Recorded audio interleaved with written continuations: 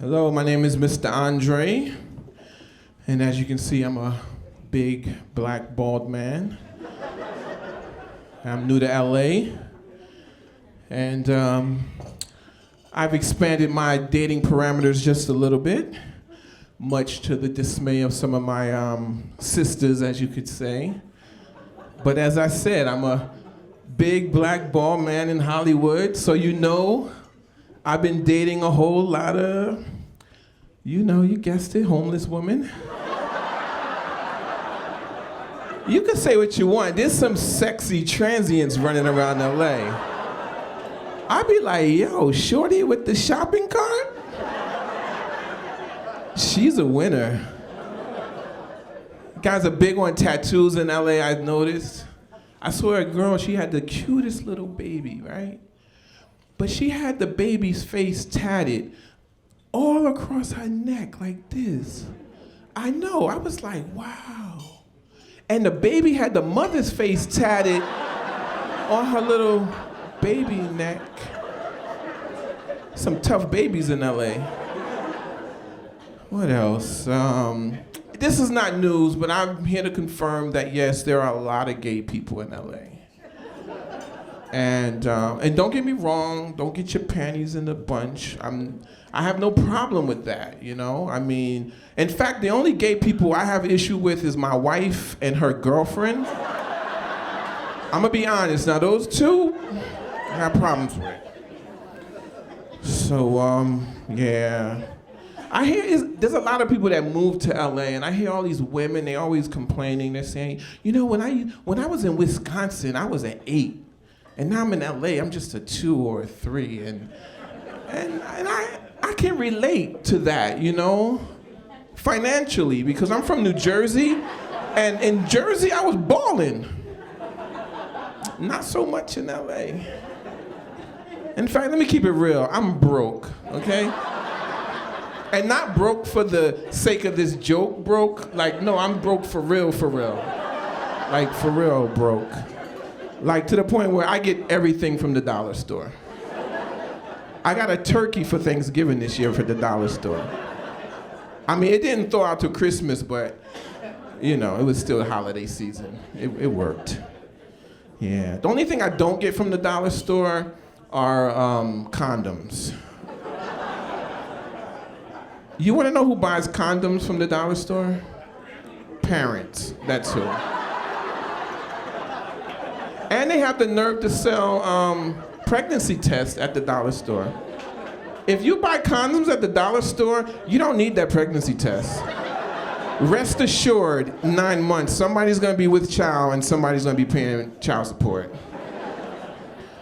Yeah, so anyway, man, so yeah, like I said, getting back to being broke in LA, man. I had to get a second job doing security, which is the worst job ever.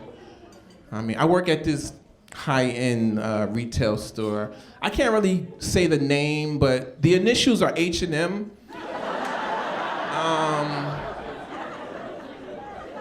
People always talk about us security guards too, man. I hear you guys out there. You calling us rent-a-cops and flashlight cops. I hear you guys. And I want y'all to know that all that ridicule you heap upon us is warranted. Let me show you the extent of my power as a security guard. Let's just imagine someone walked past and the alarm went off. This is me. Excuse me. That's all I got. If they keep walking, all I can do is call 911. I have them on speed dial though, and I will give a great description. Yeah. So what's going on? So Easter just passed, so I'm imagining a lot of people went to church this weekend, and so we don't have to go back to what, Christmas? I might go for Mother's Day, but barring like any funerals, I'll be going till December. But anyway, I have a substitute for the for church. It's called the Gospel Brunch. Has anyone been there? This is amazing. You get live music and an all-you-can-eat buffet. I mean, that's heaven on earth right there. If you haven't been there, you have to go. I mean, but I found a few things odd about the Gospel Brunch. The first thing was I was expecting to see more black people there. And don't get me wrong, white folks, I'm not saying white people should not be at the gospel brunch. I'm just saying I thought there'd be more black people because besides me, the choir, and Jesus, it was no other black people there. And that concludes the Black Power portion of tonight's programming.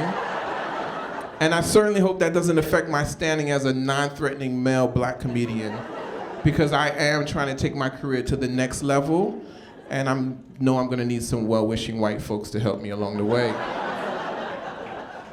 And if any black people got offended by that, I really don't care, because unless you're one of two wealthy black women that can elevate my career, and we all know who I'm talking about, Oprah or Tyler Perry, I don't really care what you have to say.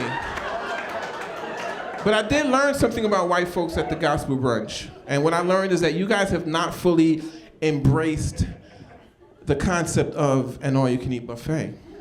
Because as a black man, I'm here to let you know, when we go with that expressed intent to eat all that we can eat. I looked around, I saw all these fine white folks with these sensibly sized portions on their plates. The guy next to me hadn't even been up for thirds yet.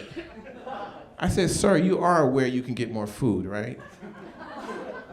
And he replied, "You know what? I'm actually quite content."